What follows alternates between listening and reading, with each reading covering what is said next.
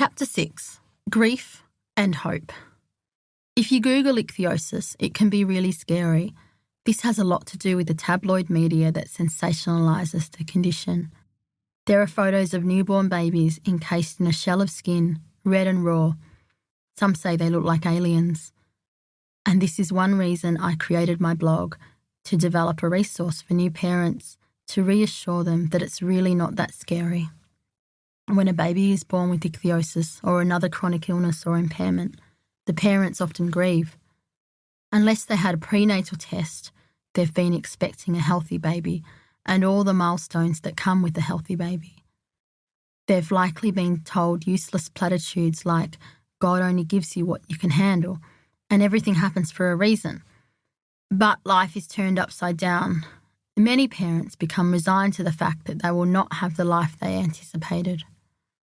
The grief is often linked to the immediate diagnosis, a baby they weren't expecting, and then the grief extends to the future, with worry that their child won't achieve the goals that so many of us disabled adults are, in fact, achieving. They lament about not being able to run and tumble with their little boys or dress their little girls up in pigtails and lace.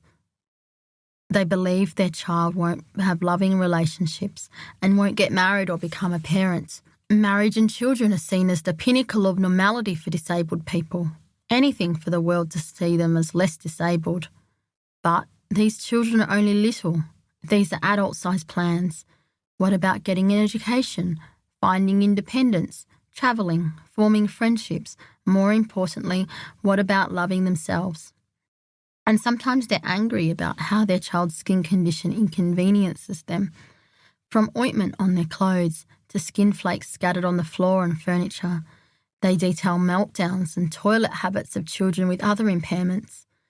The internet projects these preferably private thoughts and conversations into the public. Mummy bloggers write articles titled, I don't want to be a my child's diagnosis parent anymore, mourning the fun life they were hoping for, free from therapy and non-normative bodies. They love their child, but they write about grieving a living child as though that child has died. How would it feel for their child to read this? As a disabled adult, not even related to the grieving parent, I find it very difficult to read. The impact of other people's grief on disabled people is very real. Friends have told me that their parents blame themselves or each other for passing on a disability or chronic illness. This blame stays with them for years, if not a lifetime.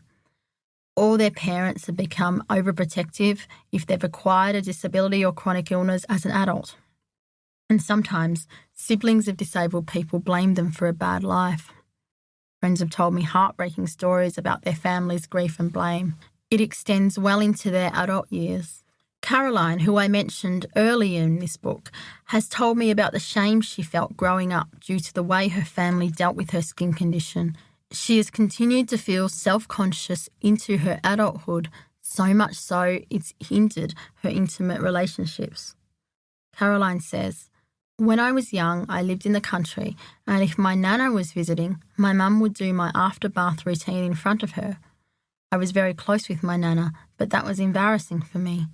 Having family and medical professionals involved or included in private routines and states of undress was very humiliating as a child. I knew I was different, and I felt like a freak. Medical staff picked up parts of my body and discussed them as if I wasn't there. My mother would explain my routines to my nana as my arms and legs were being swabbed with lotion and wrapped in cling wrap, because that was the latest medical suggestion. Being naked just added to the feeling of being totally exposed. There was no covering up. I have no doubt that my parents loved me unconditionally and equally to their two normal daughters. They wanted to protect me from the universal belief that being different is a bad thing. I was told to be grateful that I didn't have ichthyosis on my face, and I could cover the rest of my body and no one would know. Neither side of the family had any skin conditions, and each made it known that it must have come from the other side. I believe that this thing I have is so bad and disgusting that no one wanted to be related to it, so I should keep it hidden.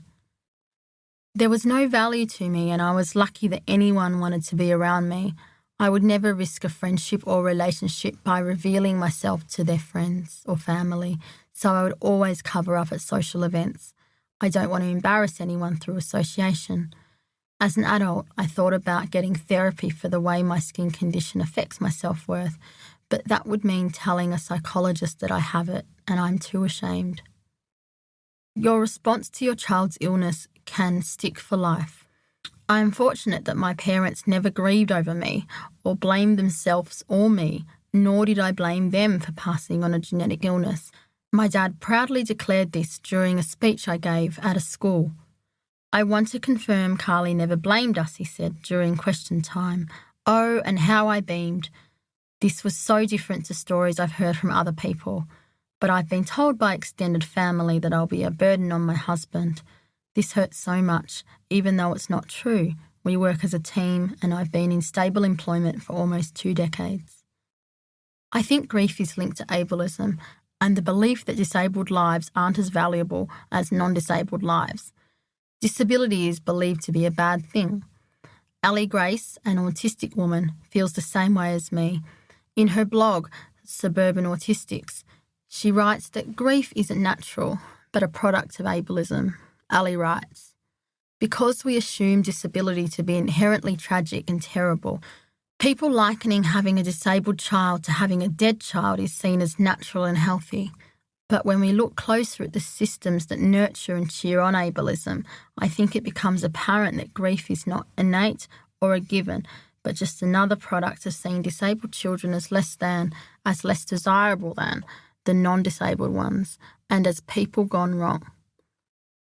It's hard to hear about parental grief. I acknowledge it exists, realise how scary it must be to have a sick baby, and hope that parents get the support they need. I hear you. I hear your disappointment and despair. I also know how it feels to be your child, and for their sake, I want to offer you hope. But I feel that when they are grieving over their child with ichthyosis, they are grieving over me. They're grieving over my friends. They're overlooking our identity and forgetting that many of us have forged an ordinary and extraordinary life. Some parents think of grief differently. They grieve over social barriers their children encounter. Deborah, the mother of Sam, a child with ichthyosis, told me, the grief I feel as a parent is the grief of worry over the discrimination and discomfort my child will feel. All parents know that their child will face difficulties at some point in their lives. For those of us with affected children, we know what many of those difficulties will be: bullying, prejudice, self-esteem problems. And knowing these things hurts our hearts. It's almost unbearable to see my child struggle for something that is completely out of his control, to struggle in ways that others don't have to, in ways that I myself didn't have to. It's terrible. So I don't grieve the normal child I assumed I would have. It's not like that. It's grieving for the pain that my son will have to go through. While it is a privilege to be one of the first people with ichthyosis that a parent talks to, a conversation with a grieving parent whose child has ichthyosis can be hard. Once I talked to a parent of a young person with ichthyosis. They were worried, hopeless, and in denial. They won't be normal. I have no hope for them. It never gets better, does it? The questions were hard to hear, but I answered truthfully. I told their parents how I was like their child, without friends for a long time, lonely and wanting to be without red skin. And then I found my tribes through uni, part-time work, and within the disability community. I suggested connecting with others. I offered to talk to their child. No, their parent was adamant their child didn't want that. I told them that I lead an ordinary life, something that I once didn't think would happen. They just kept saying, I have no hope, this is an awful life. I had to call my mum and debrief. I was so upset and worn out, and I was thankful to have a mum like mine who never gave up hope. If a parent is not behind their child, who will be? I think that they wanted me to tell them a lie, that my ichthyosis was cured when I reached a certain age, that I'm less red. But that hadn't been my reality. It got better when I found my tribe, found role models, and got to know myself through writing. I didn't want to hug them and say I understand. I wanted to shake them and tell them that there is hope, that I wish their child could meet me and others to see who they could become. Hearing a parent say there's no hope for their child diminishes the experience of others thriving with ichthyosis. It stops important connections from forming because of denial and dismissal of our collected experience. It also creates fear for other parents. They too will worry there's no hope. I'm sure their child picks up on their hopelessness and helplessness too. There are many adults with ichthyosis leading wonderful lives, highly educated, well-travelled, with comfortable jobs at Disney, the UN, or writing for popular publications, in relationships and becoming parents. There are children who are thriving academically and socially. Of course, it's hard, with sore skin and social challenges, but it does get better, even if ichthyosis doesn't go away. The very fact I'm here, leading an ordinary and successful life, even with the pain and social difficulties, means that it does get better. It's hard to feel proud when someone is grieving for a life that could have been when you're still here. Some people believe disabled people are better off dead, and they don't mind saying so. Perhaps this is well-intentioned, said to console the bereaved after a disabled person has died. But the truth is, anyone who says this cannot imagine a disabled person's life to be fulfilling, happy or purposeful. In a Medium essay, disability activist Rebekah Coakley wrote about the way society reacts to disabled people taking their own lives compared to non-disabled. Non-disabled people are encouraged to seek mental health support, yet disabled people are regarded as having little to live for. Rebekah writes that in eulogising them, their disability is erased. Mainstream society reacts differently to a disabled person killing themselves than a non-disabled person. When a disabled person commits suicide, you typically respond with, "Well, now they're in a better place," or "God has made little Jimmy walk now," if Jimmy used a wheelchair. Even when eulogising a disabled person, non-disabled people find it appropriate to erase their disability or minimise their difference. "He was small, but the biggest person I ever knew," or "In heaven, everyone is beautiful." I've seen deeply religious people have hope for better skin with the promise of heaven. They've openly wished for the day their child reaches heaven, where skin will be perfect for eternity. How can a child be proud and confident when they're told their best life will be when they're dead? I want these children to know they've got perfect skin now. It might not be perfect according to other people's standards, but their skin is perfect. It allows them to smile beautifully, holds kind hearts in place, and stretches over curious, smart minds. It's also pretty special because it renews quickly, meaning fast healing of sores. And because of their skin, many other people with ichthyosis have come to know each other. They will grow up and have amazing opportunities. I can't wait to see all of the places they'll go. I hope they'll come to love themselves while they're here on earth and know that they're perfect right now. When parents talk about hope for their child, they're often talking about their child's disability disappearing. They hope for a life without disability. They long for cures, fixes and normality. Hope is tied to fixing the body, wishing away the reality of disability. But the reality is, most impairments are here to stay. Hope is linked to the body, but what if hope was accepting disability and focusing on interests and achievements and wider life? What if hope was connecting with others who have similar impairments?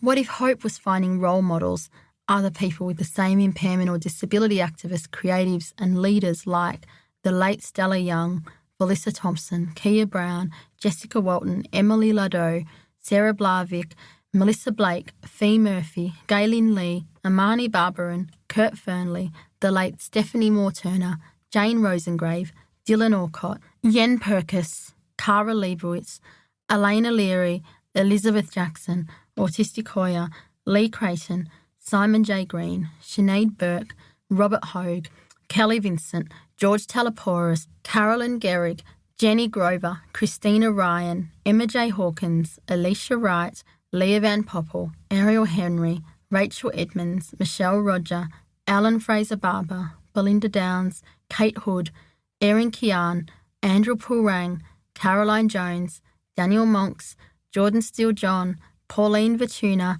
Fiona Toomey, Sarah Hulbolt, Lawrence Carter Long, Amy Marks, Liz Carr, Julie McNamara, Kieran Estamel, Nicole Lee, Stacey Christie and Alice Wong, all of these people and many, many more have lived or are living great lives and are changing lives. That's hope.